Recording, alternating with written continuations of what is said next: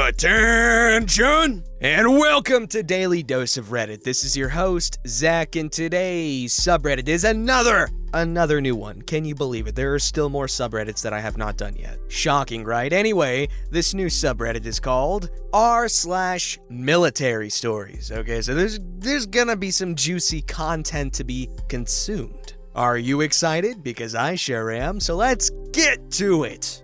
Alright, with the introduction of a new subreddit to the channel, let us do what is customary and read from the top stories of the year. And the top story is a good one, judging from the title alone. And it's called, When a Trainee Telling a Drill Sergeant to Shut the Front Door Goes Right. I've been enjoying user Pickle in the Butt stories of his time on the trail, and they remind me of one of my favorite basic training encounters. Sort of, as you'll see. I've told the punchline to this story before on Reddit, but not here and not with all the background. I really hope that somewhere there's a retired drill sergeant who likes to break this story out as one of the strangest things to happen to him on the trail. Prologue. Due to a combination of wildly over-optimistic academic goals and a fear of commitment, my first enlistment was in the U.S. Army Reserves. I wanted to jump out of airplanes and shoot machine guns in order to pay for college, and Uncle Sugar extended an invitation to do all of that so long as I made a 6-year commitment to be all I could be, trademarked, 1 weekend each month and 2 weeks each year. My IET was scheduled to be about 9 months long. Basic training at Fort Jackson, South Carolina for around 9 weeks, a number of months of IAT at Fort Huachuca, Arizona, all capped off by a 3-week visit to Fort Benning, Georgia, to enjoy the gentle ministrations of the Black Hats at Airborne School. Through some heinous screwery at MEPs, on the day of my departure, I'd ended up adding another month plus to my IET time, waiting in holdover status for security clearance paperwork to catch up with me. All in all, I was gone for more than 10 months, an important number going forward when things went a bit pear-shaped. Private OP wrapped up IET and finally came home, all fired up and still reeking of that new private smell. Phrasing, and quickly reported to his first unit. First day of my first drill weekend, I'm called in front of formation and am promoted to private second class, and then again immediately to private first class. I probably still compete for the record for shortest time in grade for a private second class at less than 5 minutes. After the laughter died down, the commander tells us he has bad news. The unit's being decommissioned and we have to find a new home. Cue sad trombone. Crap! What have I gotten myself into? The options were simple. We could transfer to another reserve unit if there was space, find a National Guard slot if there was space, or terminate our enlistment contracts without penalty, but also without access to the GI Bill and other benefits. The nuclear option was to apply for an active duty slot with the regular army. As it turned out, that I quite enjoyed soldiering and was still too broke to afford college tuition. That last option piqued my interest. The problem was this.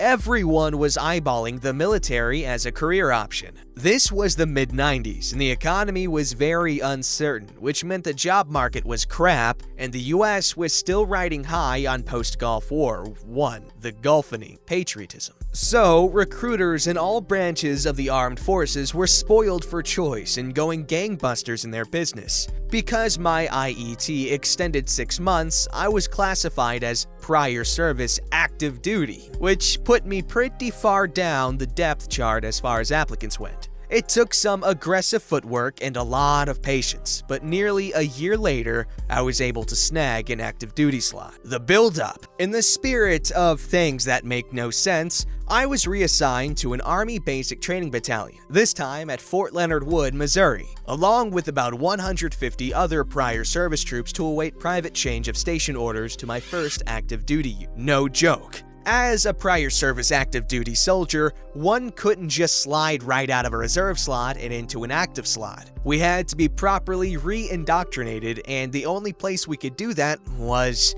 apparently, freaking Missouri. Damn, what have I gotten myself into? Here's where things start to get fun. We had all sorts in our company. With 150 or so troops in the company, we had everything from 11 Bs to comms folks to personnel clerks to intel weenies like me, as well as a big handful of prior service Marines. We even had Security Force Tab Sergeant First Class and not one but 2 Ranger Tab Sergeants, all of whom were combat veterans of the First Gulf War, or Catch and Release the Saddam Edition. Through dumb luck, I wound up in the same squad, such as it was, with these badasses. Thankfully, the indoctrination process wouldn't require us to actually repeat basic training. While we were officially assigned as trainees, what we were really there for was to redo all of our paperwork, update vaccinations, draw new uniforms and gear, and then hurry up and wait for permanent change of station orders. We lived in the basic training barracks and ate in the basic training dining facility, but were fairly strictly segregated from the actual trainees. For about 2 weeks, the daily routine involved morning physical training, followed by a generally mindless detail, base police call, raking leaves, etc. And we were usually released after lunch to do whatever we wanted for the rest of the day. Not a bad gig, and inarguably the only way to enjoy a place like Fort Leonard Wood. Upon drawing new uniforms, we were explicitly cautioned against taking them to any of the off-base cleaners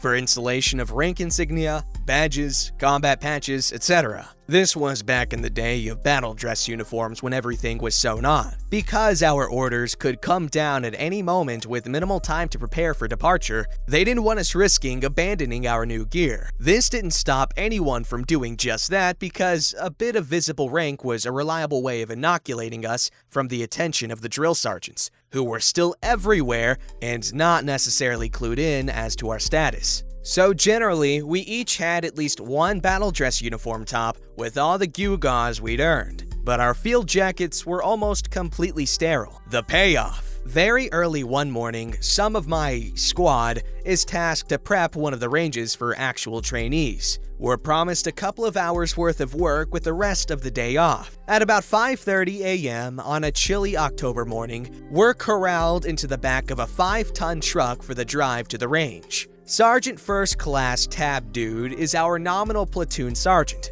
and we have one of the Sergeant Rangers on board too. It's too early for much joking, but the conversation is light and we're expecting nothing beyond a quick police call, maybe raking some rocks, and then breakfast. What we get is a little different. The 5-ton lands at the range and immediately we hear shouting. "It's gonna be good, GIF." The back gate is dropped and a bevy of drill sergeants are there to greet us in their own inimitable way. Flashbacks to basic training. We're too slow for them because screw them, but also because screw them. We're not trainees. They don't care and they start to pick us apart individually. One of them instantly locks on to Sergeant Ranger, who's sporting a Ranger roll on his patrol cap. "Oh, what do we have here? A Ranger wannabe? Who the hell do you think you are wearing your headgear like that, Private? Rabble, rabble, rabble." Sergeant Ranger is both irritated and nonplussed. Remarkable, really. It's too early for this crap, and given his service record, it's simultaneously too late for this crap. We're all caught off guard, mouths agape. Sergeant Ranger collects himself and casually drops down from the 5-ton, and the following exchange occurs. "Listen," he begins as he starts to unzip his virtually sterile field jacket, "until you have one of these," points to airborne wings with combat jumpstar, "or one of these," sliding one arm out of the jacket and pointing to his Ranger tab, "or one of these," shedding his field jacket completely and pointing to a combat Ranger scroll. "Then you can talk to me like that, but until then, you will shut the hell up!" Those last words vibrated amongst us. Time froze. So too the air around us. Tunnel vision ensued, and the whiff of a Wild West showdown permeated everything. Drill sergeants froze mid-shout, furiously scrambling to do the mental math to figure out what comes next. A scenario that clearly was not covered in any training block at the Drill Sergeants Academy. This is fun. Finally, one of the drill sergeant's CPU catches up to the situation, and he speaks. Who the hell are you? Sergeant First Class Tab Dude has quite enjoyed this, but intervenes. He quickly jumps down out of the 5-ton and introduces himself and us. We're all prior service, Drill Sergeant. On casual status, just waiting for orders. They told us to report here to give you guys an assist. I'm Sergeant First Class Tabbed Guy, and extends a hand as a means of introduction. The last remnants of confusion settle into the dirt as the situation starts to come into focus. The drill sergeants look at each other and then back at us. And as the resolution improves, so does their demeanor. Some nervous laughter. Well, screw me, one of them says. No one said anything about prior service. They told us to meet here to meet a truck full of soldiers from one of the training companies. So you guys got one of our performances. Sergeant Ranger has made his point, and he's not a butthole, so no hard feelings. We get briefed on what we're expected to do and where to find the right tools. The drills see an opportunity for a relatively easy start to their duty day, so they're happy to leave us be. A couple of them jet to the dining facilities with a promise of returning with hot coffee and something to eat to make amends. And that's how I got to see a basic training trainee tell a U.S. Army drill sergeant to shut the heck up and not only survive, but also earn an apology and coffee for it. This was an incredible story. Holy crap. Like, the writing, just everything about this, so good. The acronyms, I loved them. I don't really do the story rating thing unless I read a really good story, and then I think, wow, this deserves something. So I'm gonna give this story, this amazing story, the rank, or whatever the hell, a grade of plus ultra. I want someone who is actually in the military to react to this, because obviously we all know that drill sergeants have a hard-ass media representation, and they're kind of just represented as buttholes in general. From what I've heard, that is an accurate way to describe them, but all my military peeps in the comments down below, first of all, thank you and I love you. Second of all, tell me what you think about this. I want to know how many jaws hit the freaking floor. This story's called The Time My Dad Went AWOL from the Army Because He Was in Air Force Basic Training. Okay, this all started in 1981. My dad had always wanted to follow his dad's footsteps and join the Air Force. My dad was eager to get out of his small town, and as soon as he was old enough, he signed up for the Air Force. However, as things were, the Air Force was slow to ship him out to basic for various reasons. After what he says seemed like nearly a year of waiting, he finally caved. The Army recruiter had mentioned my dad would get shipped to basic fast and start his career fast. My dad was very much in love with the idea of being the Air Force, but decided he'd rather get out of his small town now than wait for the Air Force. Now, this was before computers may have caught something like this. My dad decided to go down to the Army recruiter and sign on up. He was sworn in, signed his contract, etc. The Army was moving quick, however, with perfect timing, he finally got his ship date for his Air Force basic training. My dad decided, screw it, it's the same thing, I'll just ship off with the Air Force. So he heads for Air Force basic training. He's about 3 to 4 weeks into basic when one day he gets called in to go speak to the commander. 2 Army MPs are with his commander, and his commander asks if he enlisted in the Army as well as the Air Force. My dad confirms he did. I'm pretty sure his commander was like, what the fuck? As it's not every day you get to be enlisted in 2 military branches at the same time. My dad was told he was being pulled out of his class as they figure out what the hell is going to happen, as it's not that common for a soldier to go AWOL because he's becoming an airman. Eventually, this gets escalated to a 2-star general who, after reviewing the situation, decides that since my dad joined the Air Force first, he technically belongs in the Air Force, and the Army should just forgive him for also joining the Army and drop their AWOL case against him. Since can you really be AWOL from the military when you're sitting in basic training? Apparently, the 2-star general got in contact with whoever on the Army side was chasing my dad and got them to agree to release him from the Army and not consider him AWOL. Luckily, the Army agreed. This took several weeks, and my dad was then called back into the commander office where he got a good talking to about the importance of not joining multiple military branches at the same time and the confusion it can cause. My dad was then told the Army had decided not to pursue the case of him being AWOL from the Army any longer, and he would be recycled, which would be considered his punishment. My dad thanked them, promised to never join another military branch while he was still in the Air Force, and went back to his new basic training class and went on to have a successful 26-year career. You know what? That could have gone really bad if the Army was a jerk. Or who knows, maybe they could have appealed or something, I don't know. But that's really cool. I don't know how else to describe what happened in this story as anything other than cool, but just wow.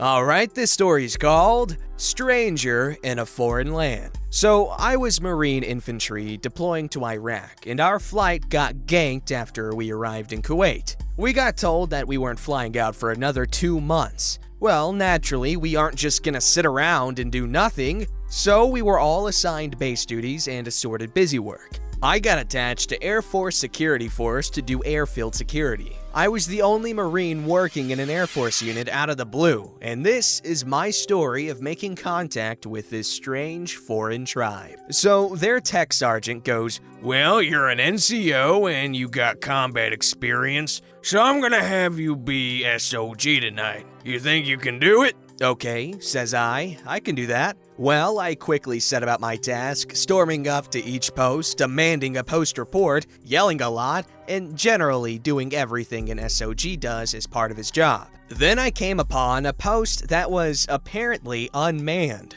Oh no. No. Stand the heck by. These lovers were asleep. I jump into the post, remove my helmet, and proceed to begin beating the 2 airmen about the helmeted head and shoulder areas while screaming profanity at them. I get the post in order, then begin to go back to the security center to report on my post tour. Upon entering, I see several officers and staff NCOs staring aghast at a screen. One female with a bunch of stripes, I still do not know Air Force ranks to be honest, is covering her mouth in shock. Curious, I peek at the screen to see a ground-based operational surveillance system thermal video of me arriving at the sleeping post and SOGing the crap out of it. They turn and the lady who has the most stripes says, "What the heck, man?" I am intensely confused. In Marine Corps land, I would be getting high fives while we planned the next round of screw games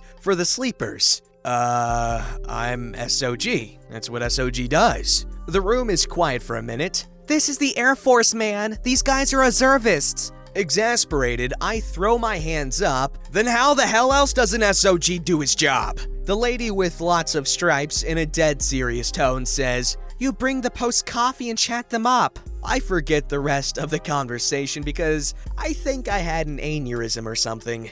During the post changeover, all the airmen are standing on one side of the room, avoiding eye contact, while I get half the room to myself. Maybe I smelled bad or something. No idea what their problem was. Anyways, the tech sergeant apologizes to me for the ass chewing I received and says it's his fault for not explaining the job to me. I explained that said interaction hardly rated as a stern talking to in my world. Then I went to their awesome chow hall and had steak, eggs, and cheesecake for breakfast. I spent another couple of months working for the Air Force and felt like a Viking who had stumbled into some fancy Victorian ball the entire time I was there. I was a stranger in a foreign land. Are the Air Force memes true? I love it when the branches talk crap about each other. It's so funny. There's all those memes about the Air Force, being pampered and all that stuff. Obviously, pampered is an exaggeration. It's still military. You're still the Air Force. However, stuff like this is still really funny. Anyways, this story was good. This subreddit's pretty freaking great. And let me end the video by saying thank you to all military servicemen and women. You got your 07 salute from me. Even if you might not agree with those in charge of the military that, makes them do what they do, you gotta appreciate all those that put in that work. Unless, according to this, you're Air Force. Don't forget to like, subscribe, and hit that bell to never miss an episode.